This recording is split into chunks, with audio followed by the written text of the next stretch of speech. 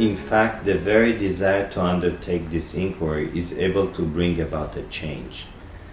It means the more active the inquiry is, an inquiry into the self, we would break it to two. One would be a question, and the other is attention is fixed as awareness, in awareness, as awareness itself. What do you mean by attention being one and being fixed into the self the other? So the first one would be asking a question. Who is aware? That means that question is a mental movement. When that question completes itself and there is no movement of thought, when the attention is resting within awareness, as awareness, this is where true inquiry into the self begins and ends. So the question actually detaches yourself, detaches from the personality itself, the ego itself. It detaches it and moves it away from who you really are. And then you can focus at that moment, turn your focus in to who you really are. Yeah, as long as you presume that there is an ego. Because the truth is that you are just an awareness, and an ego doesn't really exist. What does it mean? It doesn't mean the ego does not appear. Yet what appears doesn't really exist. We have to distinguish between the two. Because of the belief that there is an ego, we believe that there is a real entity. Yet the ego is not a problem because it's not real, it doesn't really exist. It claims all kind of things, yet it's just a thought that appears. Again, it claims all kind of things, yet it is just a thought that appears in a sequence of thoughts. Like the easiest to recognize is memory. A thought comes as a sequence, I don't remember. And then a thought appears or an image appears, and then after, consequently, yeah, that's the word, consequently, I remember. That's just two thoughts. I remember. Does that have a proof that there is an ego, or it just another subsequent thoughts that follow? And the question one has to investigate, am I a thought? And what happens when there is no thought? Do I, as being aware, stop being aware?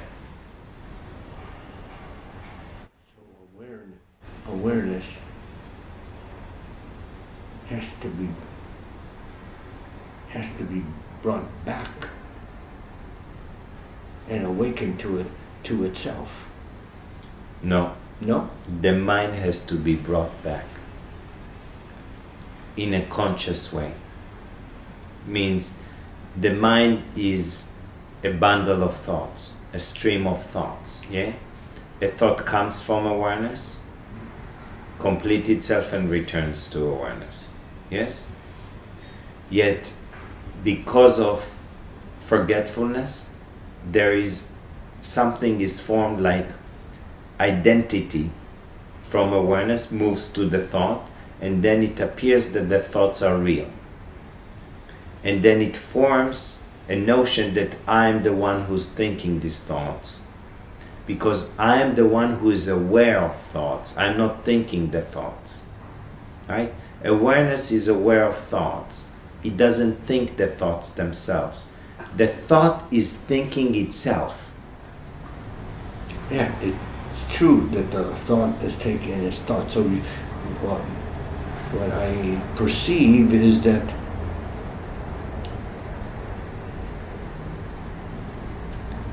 the mind has to be awakened to the fact that it's not awareness.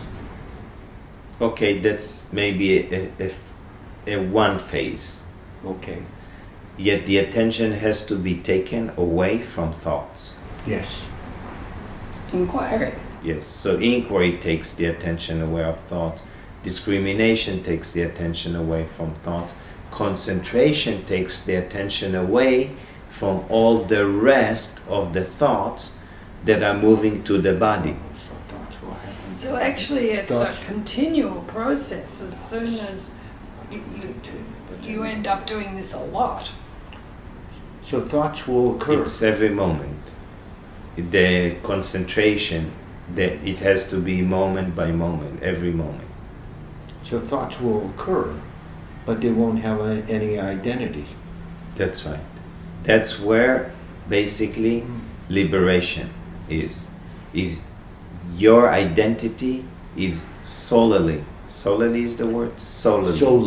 Solely with yourself as yourself, which is aware.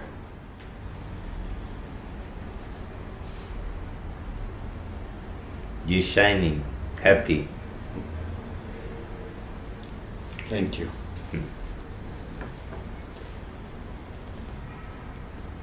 Looking at you makes me smile.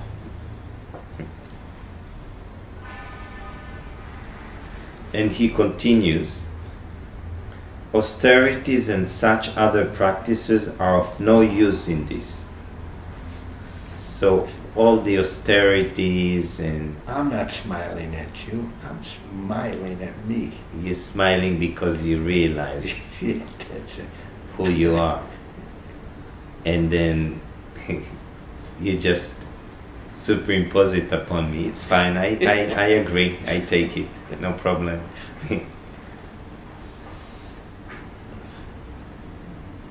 Okay, so he's pointing austerities and such other practices are of no use for this. Means the mind has to inquire into one's nature in order to return. Austerities, they are still... You have examples of austerities? Yeah, I see a lot of them in my head. A lot of people are very careful what they don't want to spend money, or they don't want to go to the movies, or they don't want, they believe that if they cut out something that they enjoy, that will bring them closer to God. Okay. Or some people would say, yeah, that's mostly what Rituals you see. is austerities as well? Yeah, Rituals. yeah. All ritual, it definitely it becomes a ritual because it develops into a habit. Yes, repetitive. Right. Okay. So here he's pointing and he's saying austerities and such other practices are of no use in this. Anyone who listens to it and has rituals that he likes, it's fine. It's just like anything else, going to eat good food or doing anything, except don't count on that for returning into your true nature or bringing the mind into your true nature. Yes? It's what requires is inquiry into the self.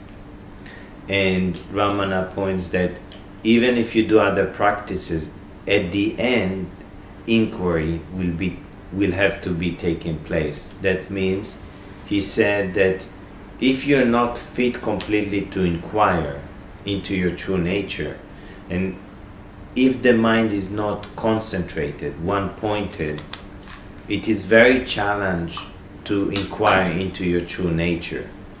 So hearing the knowledge will make the mind more clear, sattvic, and their clarity will pervade. And then the mind will start to discriminate, yes, and concentrate. And then inquiry turns to be very easy.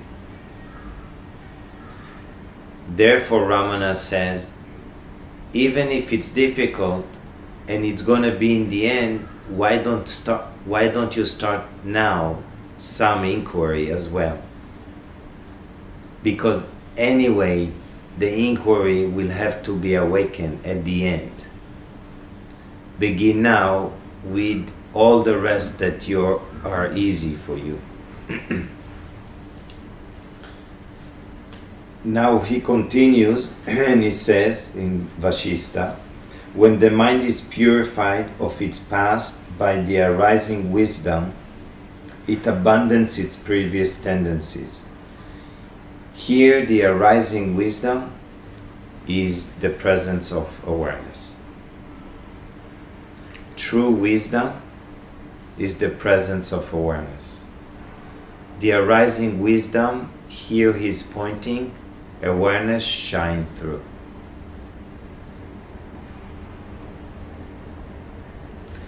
There is a saying, ignorance grows effortlessly.